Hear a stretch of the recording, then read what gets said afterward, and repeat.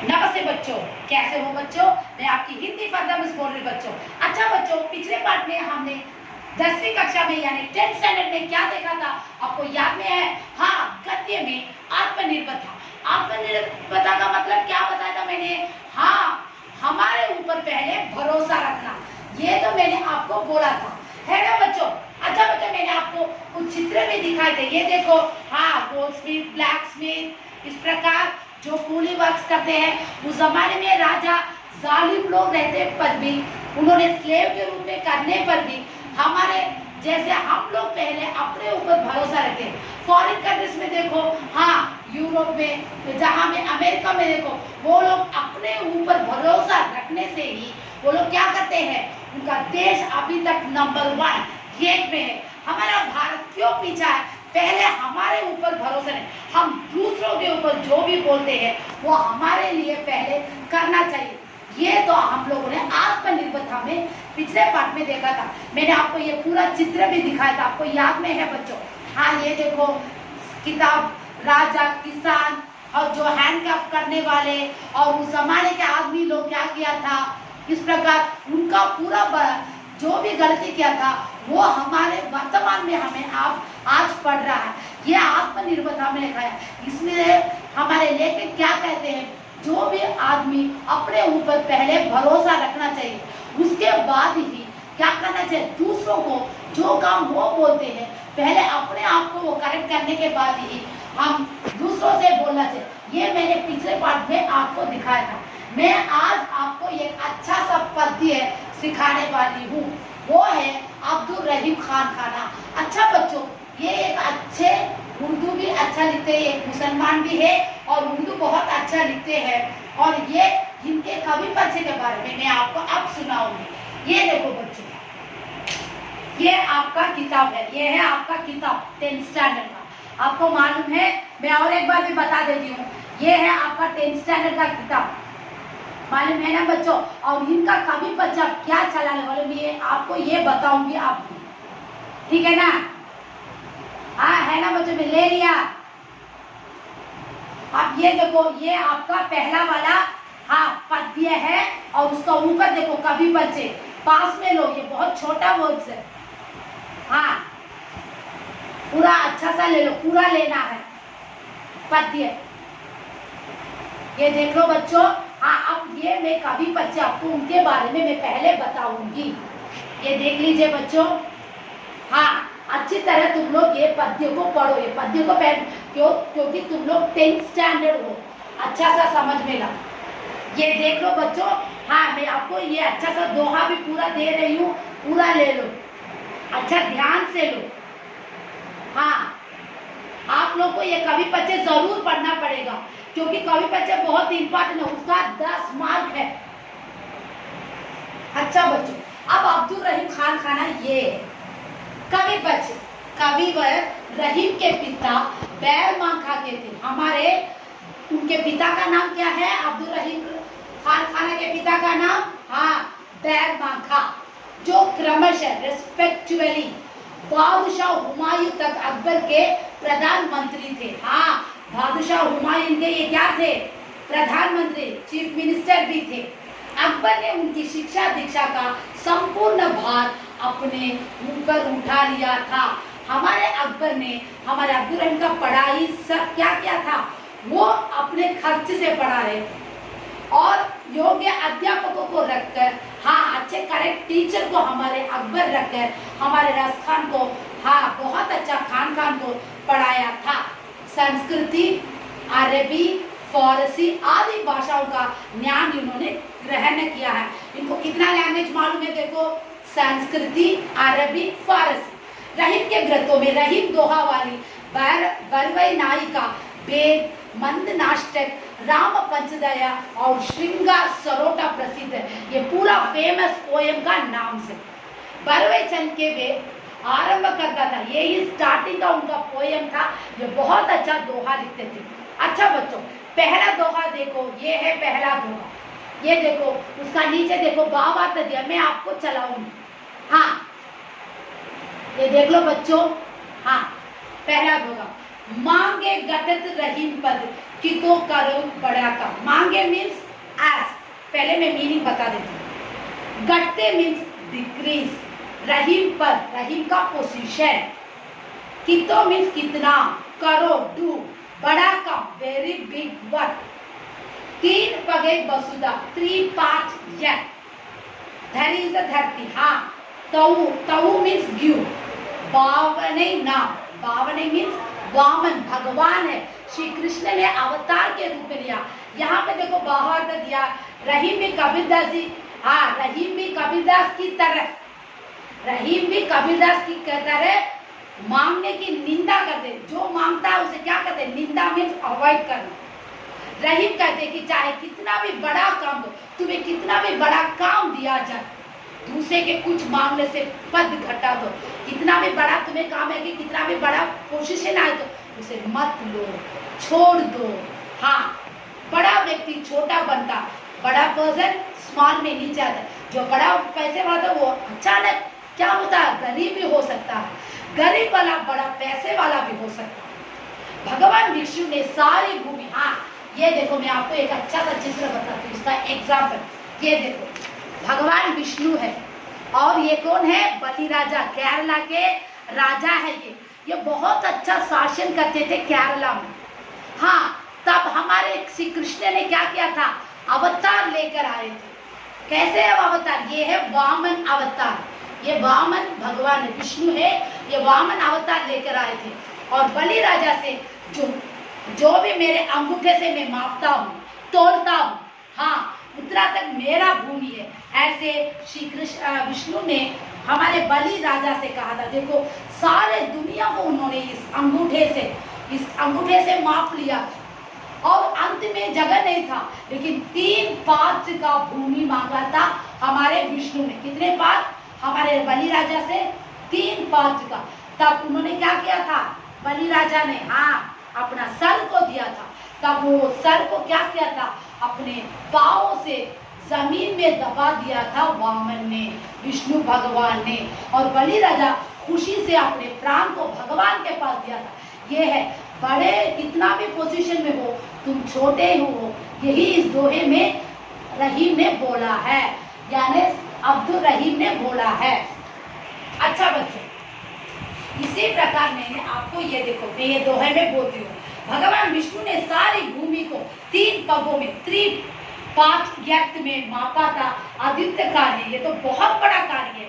तब उसका नाम वामन पड़ गया। तब से विष्णु का नाम क्या पड़ता है, एक अवतार में वामन का रूप में वो नाम पड़ा। ऐसे मांगने के कारण हुआ, यहाँ विष्णु ने वामन अवतार की कथा के वो संकेत किया गया, उसे एग्जाम्पल में वामन अवतार का उस मैसेज को दिया है।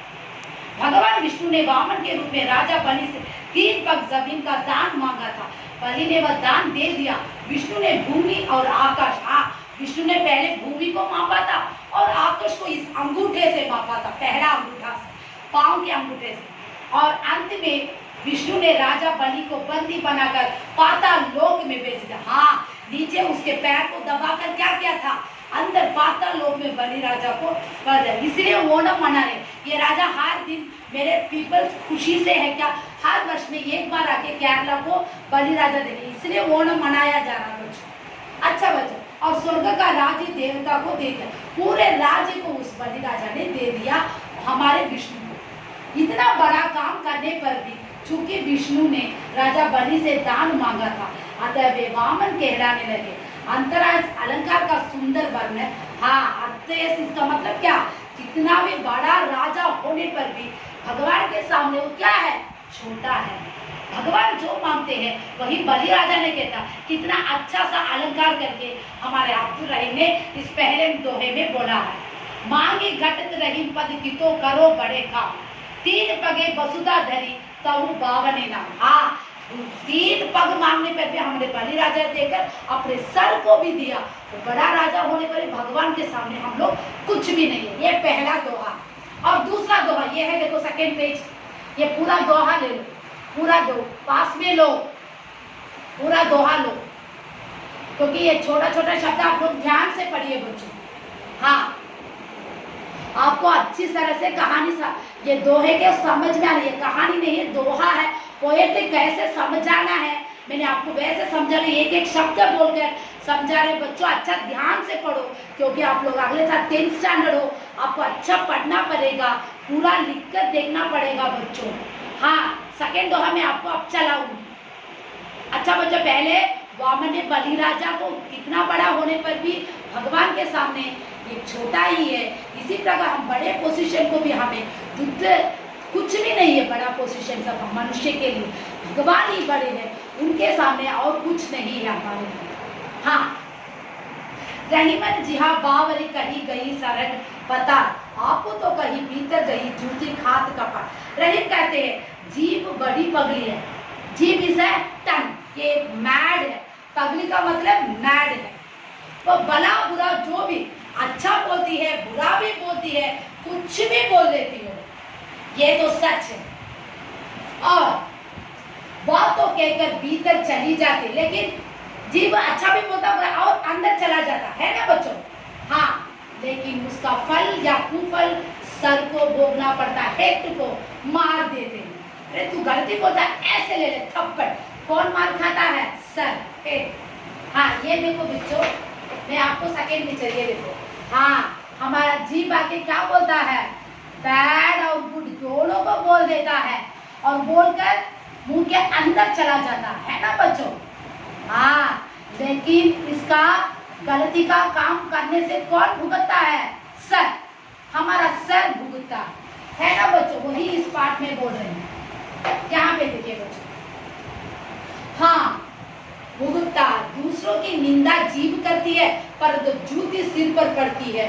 भाव ये है कि मुंह से बात निकालने के पहले खूब सोच समझ कर लेना। हाँ, मैंने मीठी बोली बोलो, कितना शब्द आप लोग अच्छा सा बोलोगे तो उसे ध्यान से बोलो दूसरों से। जब तुम गलती बोलते हो तो जीभ बोलकर अच्छा बुरा चला जाता है अंदर। चप्पल का मार कौन खाता है? जूते का मार, हाँ, सर खाता है। इसलिए हमें सोच समझ कर दूसरों से क्या करना चाहिए? बात करना चाहिए। ये है आपका सेकेंड दोहा। अब थर्ड दोहा देखो बच्चों। अंतर दाव लगाई रही धुआना प्रगटई सोई, कह जय अपना जान ही की जिहाई भीती होई। हाँ, अंतर मीन्स इनसाइड, दाव लगे मीन्स बर्निंग, धुआं बर्निंग सैडनेस इनसाइड, धुआं मीन्स स्मोक, प्रगय सोई टू शो, कह जय हार्ट, अपना इज यूवर्स, जान ही टू नो, जी ही बीत हो, स्पैंड गॉन। इसका मतलब क्या है? चिंता की ज्वाला अंदर ही अंदर दाऊदीन की तरह जलती। ये देखो, आपको मैंने थर्ड क्लिपिंग दिया है। हाँ, ये देखो, ये आदमी क्या कर रहा है? इसका हाथ को पकड़ लिया, उसके अंदर बर्निंग फायर हो रहा, क्योंकि उसके दिल में क्या है? चिंता की आग है, बर्निंग फायर है। ये देखो पिक्चर, हाँ, चिंता की बर्निंग फायर है। ये भी ले लो, ये भी ले लो। हाँ, चिंता की बर्निंग फायर है, और ये भी उसके दिल में इतना आग है। और ये देख लो बच्चों, हाँ, इसमें क्या दोहा बोल रहा? दाऊदीन जलती रहती, उसका धुआं इज स्मोक।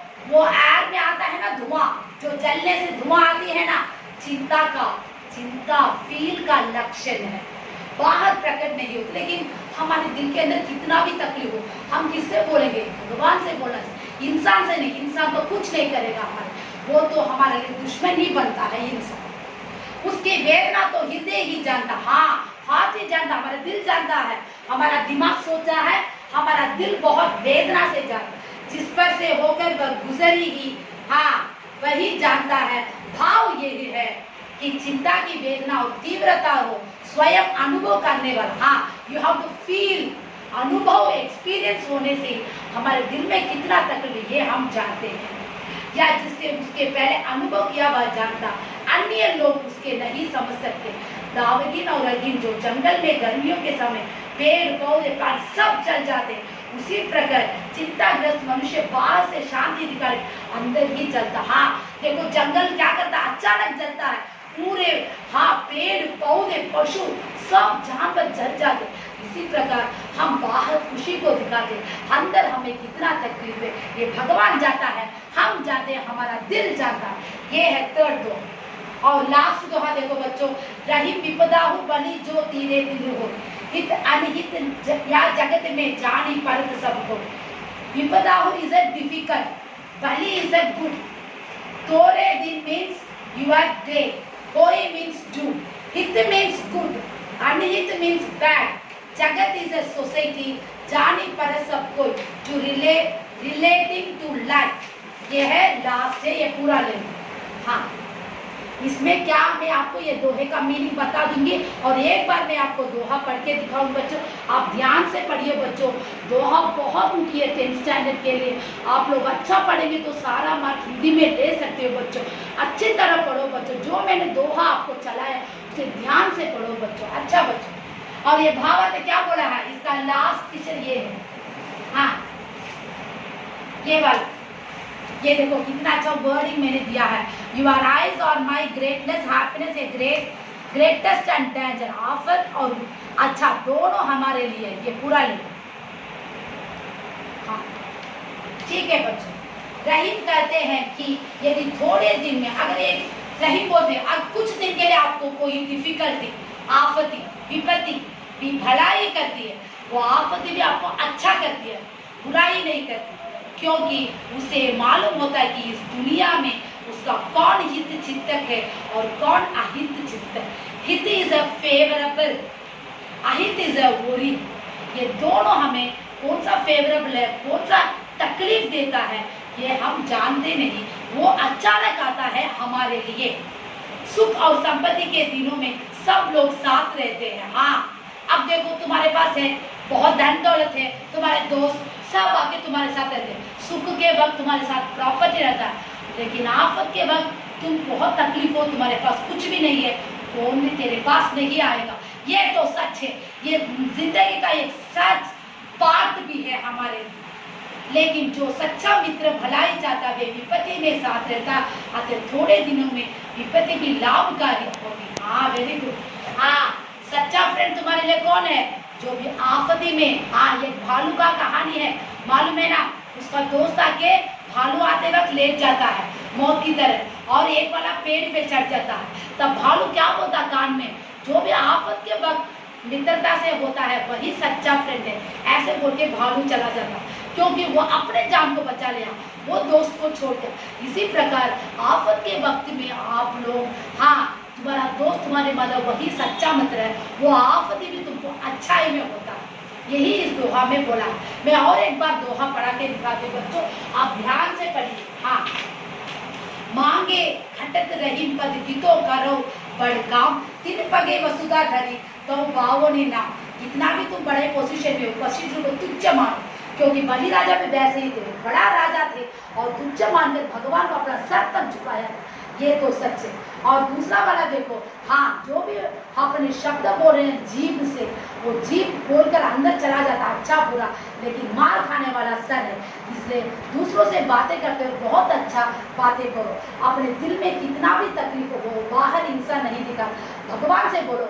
भगवान सच्चे दिल से बोलने से हमारी तकलीफ को दूर करता है, यही सच है। और आफत के वक्त में तुम्हारे दोस्त काम आए तो वही सच्चा मित्र है, वो आफत भी तुम्हें अच्छे में बदल देता है। अच्छा बच्चों, ये आप पाठ अभी से समाप्त हो रहा है। आप लोग हर दिन असाइनमेंट को पूरा करो, हैंड राइटिंग अच्छा लिखो, तभी तो तुम लोगों के लिए 10th स्टैंडर्ड में अच्छा मार्क मिलेगा बच्चों। धन्यवाद।